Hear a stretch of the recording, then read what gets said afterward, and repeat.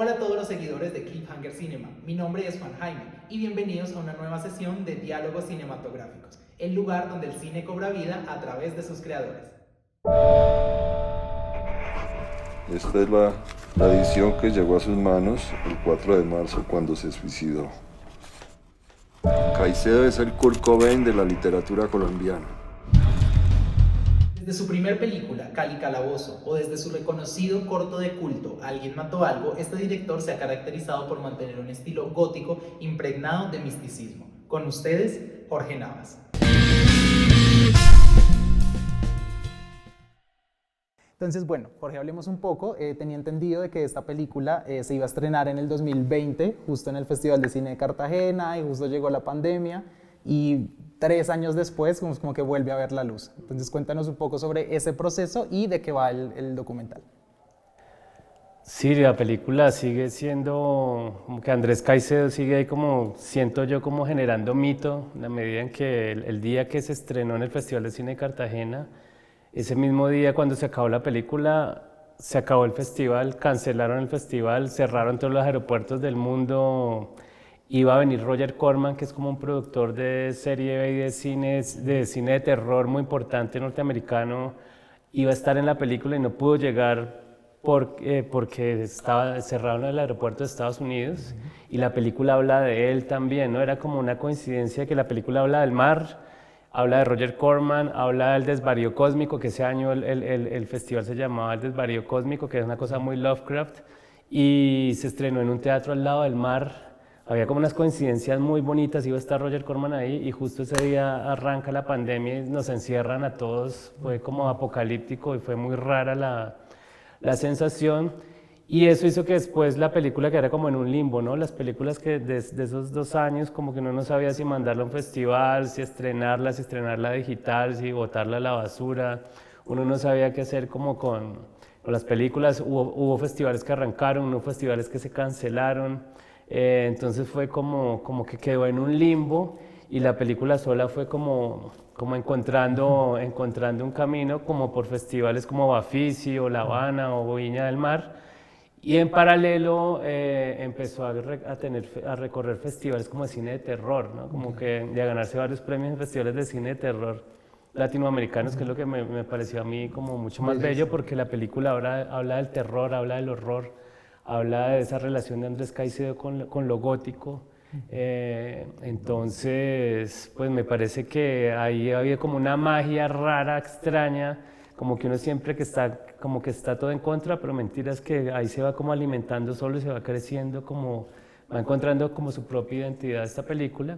Y eso hace que apenas 3 años después de que fuese estreno en Cartagena, pues apenas la vamos a estrenar aquí en Bogotá ahorita, ¿no? Okay.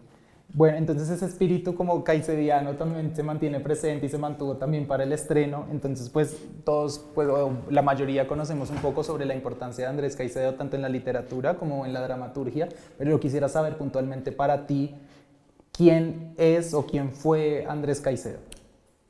Yo creo que a Andrés le interesaba estas historias que empiezan dentro de un mundo normal, que de pronto tienen un monstruo en la casa, y de cómo dentro de la sociedad burguesa se está también enquistando lo siniestro.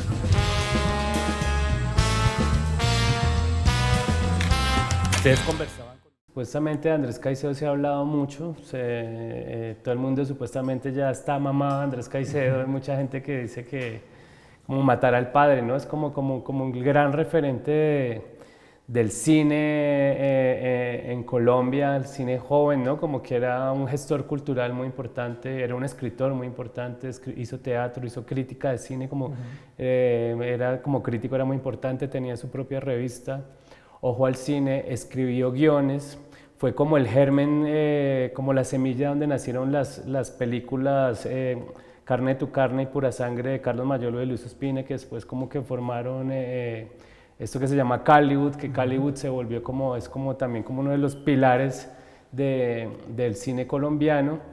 Su novela, ahora que iba a la música y su obra le están estudiando mucho los estudios queers en universidades norteamericanas y por todo el mundo, porque es la primera novela que se escribe desde el punto de vista de una mujer, primera vez como en la historia casi que mundial, es asombroso ese dato, como que primera vez que se escribe desde el punto de vista de una mujer una novela entera, ¿no? Como que eso que parece tan común no existía en el momento que él escribió su novela.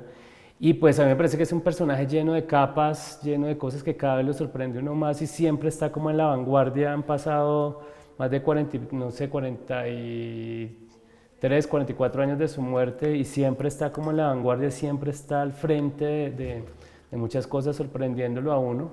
Y esta película habla de una faceta que nadie conocía de él, que es esa relación como con el horror, ¿no? Como con lo gótico y el origen de ese concepto que después se llamó gótico tropical. Él nunca le puso así, pero digamos que creó como todas las bases para que eso se diera, que es a trabajar el tema de la literatura gótica y todas las ideas del gótico inglés, trasladarlos al tercer mundo, a Latinoamérica, a la provincia, a Cali, y utilizar esos mismos personajes, esas mismas ideas y esos mismos conceptos, pero desde el tercer mundo, desde el calor, del sudor, desde el trópico. Grupo de amigas en la sala sobre Drácula. Sonaba como un rayito de luna. De allí, cada vez que escucho la canción, me trae a Drácula. Él juntaba lo que es la alta cultura y la baja cultura. Una película como La Noche de los Muertos de George Romero, pues para Andrés esto eran cosas magistrales de la historia del cine, mucho más importantes que Visconti o que Fellini o que Antonioni. Nosotros con Andrés habíamos descubierto a Tarkovsky, saqué unos avisos en la calle que decía cine rojo y la gente iba y creía que eran películas porno. Teniendo claro un poco como que esa obsesión gótica que de cierta manera Andrés Caicedo tenía y que tú la plasmas también en la película y utilizas mucho material, ¿cómo fue como el punto de partida en el que tú decidiste como llegar a esta obra y desde esa perspectiva de hablar un poco sobre, como un poco más de lo que a él le interesaba dentro de sus gustos, tanto en el terror como en la dramaturgia? ¿Cómo llegaste ahí o cómo fue ese encuentro con un material y la primera idea?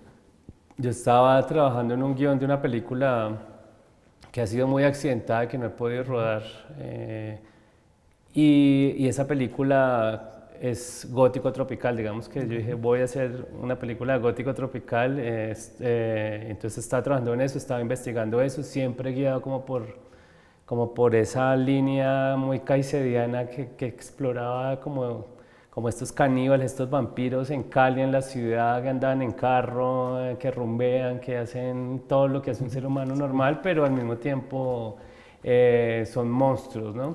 Y estaba como trabajando en esa película, me llamaron de Telepacífico, que querían hacer un documental sobre los 40 años de que iba la música, como celebrando los 40 años de la existencia de la novela.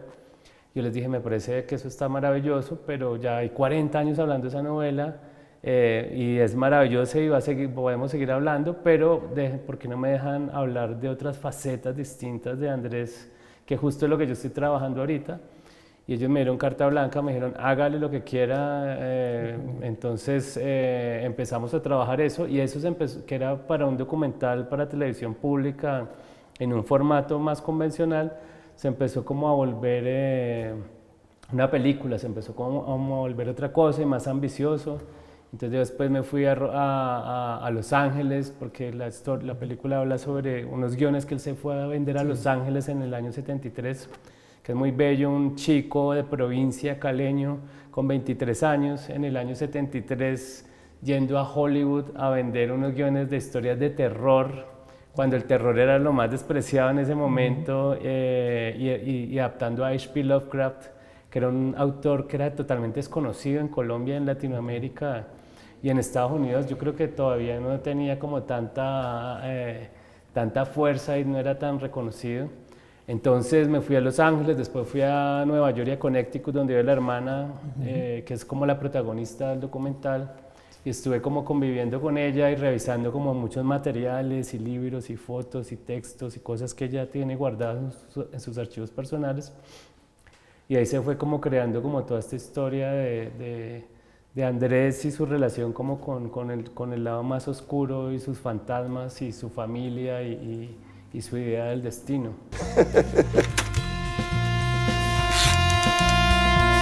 Decidió quemar sus naves e irse a Hollywood a vender guiones a Roger Corman, que era el productor de películas de terror.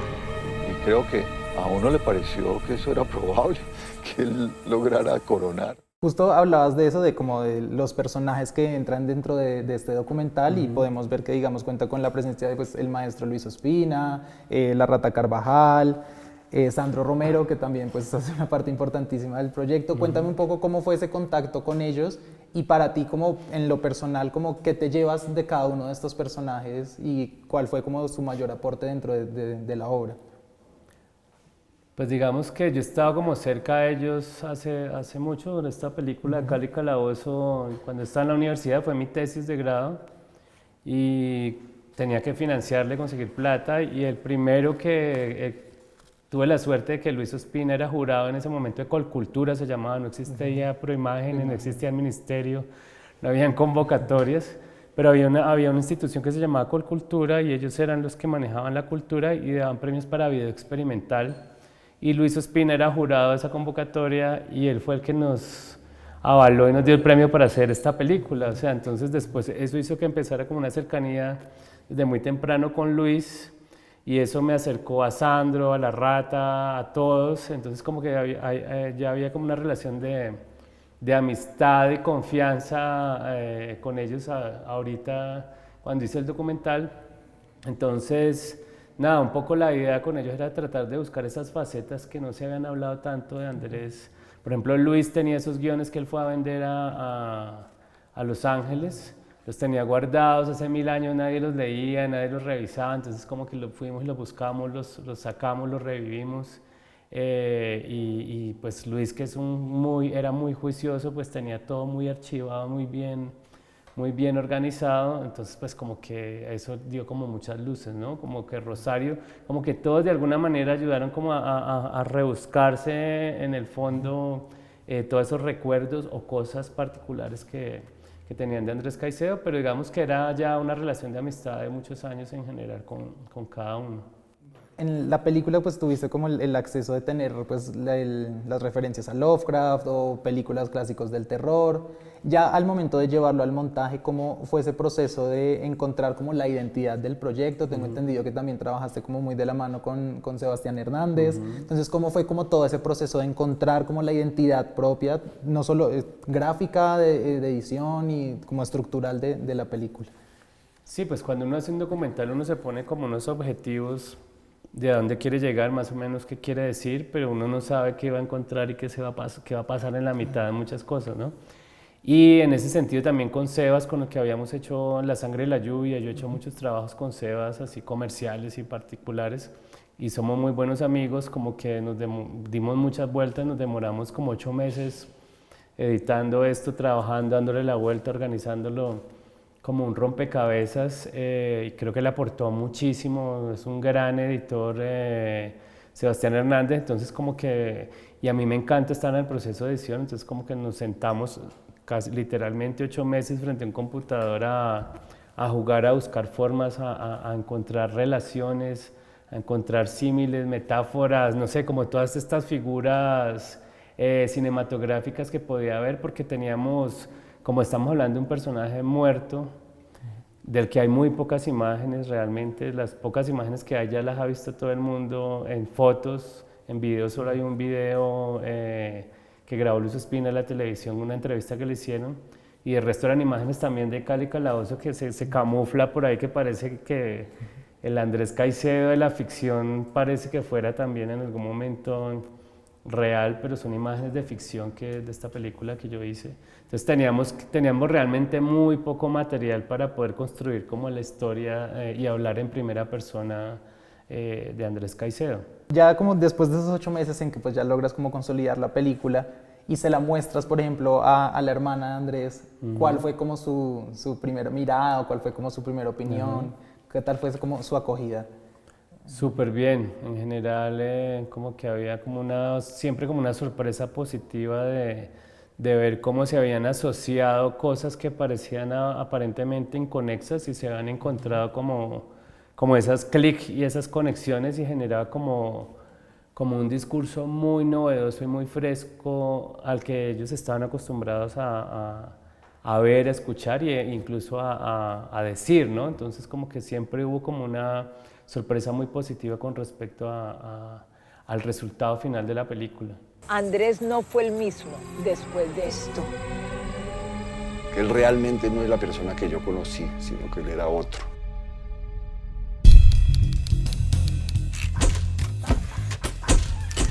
Y era como si estuviera en una burbuja de terror. Dejo algo de obra y muero tranquilo. Este acto ya estaba premeditado. Nos contaste ahorita que la película tuvo pues 2 años de estar como llegando a otros festivales. ¿Qué sientes que ha sido como la acogida tanto de las personas que pues no son colombianas o que están afuera y a las personas que están acá y que pues ya han tenido la oportunidad de verla? ¿Crees que hay como una diferencia en la forma de apreciar la película o cómo consideras que ha sido como la opinión o la acogida de estas personas? Sí, claro, la diferencia más grande es que hay gente que no conoce a Andrés Caicedo por fuera de Colombia, ¿no? Como que, entonces cuando dicen, wow, ¿qué es este chico tan interesante, tan loco, tan profundo, tan complejo, tan... ¿Quién era ese marcianito que había en la década de los 70s en Cali haciendo como todas estas cosas? Inmediatamente hay un enamoramiento, ¿no? Y si eres cinéfilo y si te gusta la literatura, si estás en el mundo del arte, es inevitable que te enamores como este personaje tan bello, tan romántico, tan contradictorio y tan poderoso, ¿no? Y eso hace que cada vez que alguien entra en relación con Caicedo, ¡puf!, como que se le vuelve inmediatamente un referente importante, como si fuera un artista o alguien vivo que hubieran acabado de conocer, ¿no? Entonces, esa es como la sensación siempre cuando hay público externo que no sabía nada de eso. Y si eres amante del terror y estas cosas, pues mucho más, ¿no? Porque es como un referente latinoamericano, como que en Latinoamérica no tenemos claros ese tipo de referentes en relación como a ese universo, ¿no? A ese universo de lo oscuro. Nos comentaste un poco también ahorita justo que estás como en el desarrollo de una película como del gótico tropical y pues de cierta manera como que sí ha tenido mucha influencia en tu cine y en tus obras. Entonces quería como tratar de como de sintetizar o de conceptualizar un poco el término de el gótico tropical porque pues se empezó como un movimiento pero ya se está volviendo como un género. Entonces pues, me gustaría un poco que le contaras un poco a la gente para ti qué significa el gótico tropical y cuál es como su importancia en Colombia. Sí, pues el gótico inglés, que es el origen de la palabra, del concepto de lo gótico, tiene que ver como con sobre todo en la literatura que hablaba de la maldad, de la oscuridad, de la locura, de los fantasmas, de los monstruos míticos como los vampiros, los hombres lobo, Frankenstein, ¿cierto? Como estos seres que no están ni vivos ni muertos y que están como en un limbo o que están en la locura y hay una figura muy importante que es la del encierro, ¿no? Como el que vive en un castillo solo y está enloqueciendo y desde ese castillo mata, asesina, se enloquece a sí mismo, convive con sus fantasmas. Entonces es como que trasladar ese concepto un poco de ese inglés y de esos siglos pasados a nuestra realidad contemporánea, que no tiene nada que ver con el castillo, ni con el conde, ni con nada de eso, pero sigue estando la maldad, sigue estando la violencia, sigue estando el mito no sé, el duende, el fantasma, la bruja, yo no sé qué, sigue habiendo locura interior, sigue habiendo gente encerrada, enloquecida. Entonces como que se traslada esos conceptos se trasladan acá. Pero también se empiezan a usar de manera política, ¿no? Como que un jefe paramilitar asesino puede ser como un vampiro ansioso de sangre y de acabar un pueblo, y entonces se empieza a volver como una figura política también. Desde el terror y desde lo gótico se empieza a hablar de lo político y del contexto social, y eso le da como una nueva capa, entonces es como una forma de hablar de una realidad social muy violenta, muy oscura, con la textura local, pero con esos conceptos que vienen desde mucho más atrás. Y si a eso le colocas los referentes cinematográficos que históricamente ha tenido el cine, como el expresionismo y como toda la tradición de cine de terror y de serie B, a esos mismos elementos, pues como que haces un sancocho ahí muy interesante, que hace una relectura se vuelve otra cosa totalmente distinta a ese gótico de allá, ¿no? Entonces, para mí el gótico tropical es eso, ¿no? Es como hablar de esos conceptos, de la oscuridad del alma humana en un entorno político y en un entorno de tercer mundo. Vale, entonces bueno, esto también es como un poco antojar a las personas a que pues vayan a las salas en los días que hablamos, el 13 en Bogotá, 14 en Medellín y el 22 en Cali. Entonces, Jorge, pues invita a la gente a que vaya a la película y por qué crees que deberían ir a verla y empaparse de esta obra tan hermosa y como tan importante como de dignificar y de contar. Pues sí, yo los invito a que vayan a las cinematecas a ver Balada para Niños Muertos. Me parece que la experiencia en la sala de cine es hermosa. Trabajamos muchísimo en el diseño de sonido, que es un diseño de sonido uno solo lo puede como percibir en una sala de cine, sobre todo la sala de la Cinemateca, que es increíble el diseño de sonido. Pues obviamente toda la película, la textura de la imagen, toda la parte gráfica, creo que es deliciosa de ver en cine. No sabemos todavía si hay alguna plataforma o alguien la quiera comprar, entonces van a ser pocas las oportunidades de ver la película, entonces están invitadísimos a que estén atentos a la programación de la Cinemateca en Bogotá y la vayan a ver, y en paralelo a la Cinemateca de Cali y a la Cinemateca del Museo de Arte Moderno de Medellín. Vale, entonces muchísimas gracias, Jorge, pues por acompañarnos en esta sesión. Nuevamente un agradecimiento a la Escuela Nacional de Cine por el espacio y los invitamos a que sigan súper conectados y que estén pendientes tanto a las redes de Cliffhanger como a toda la información que va a salir de la película para que estén súper conectados, ya que hay unos eventos súper importantes y súper chéveres a los cuales no se pueden perder. Entonces, no siendo más, les damos muchísimas gracias a todos y nos vemos en la próxima ocasión de Diálogos Cinematográficos. Muchas gracias. Dejo algo de obra y muero tranquilo. Este acto ya estaba premeditado.